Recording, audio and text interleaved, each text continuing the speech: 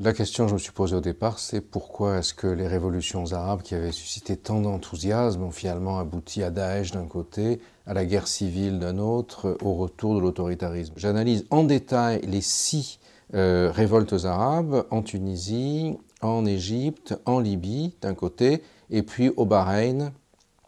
au Yémen et en Syrie de l'autre. Dans le premier cas, les despotes sont renversés, et dans le deuxième cas, le conflit sunnite-chiite va prendre celle-ci en otage, et ça va aboutir, en Syrie notamment, dans le mélange avec l'Irak, à l'émergence de l'État islamique de Daesh. Les printemps arabes, entre guillemets, ne se produisent pas dans l'absolu, dans l'éther, ils se produisent dans un contexte bien précis, qui est celui de la montée en puissance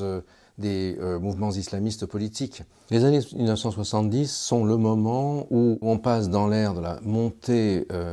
immense des prix du pétrole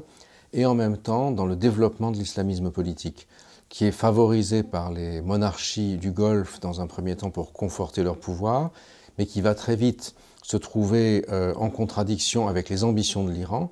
avec la révolution islamique et Khomeini en 1979, chacun des deux va s'efforcer de construire son hégémonie sur cet islamisme politique. Ça passera notamment par le djihad en Afghanistan, puis ensuite Ben Laden va s'emparer du phénomène. Et c'est la troisième phase du djihadisme qui va coïncider avec le moment où ces révoltes se produisent. C'est l'interaction entre ces révoltes arabes et la troisième génération du djihadisme qui explique l'échec de ces révoltes par rapport aux ambitions démocratiques qu'on avait au départ.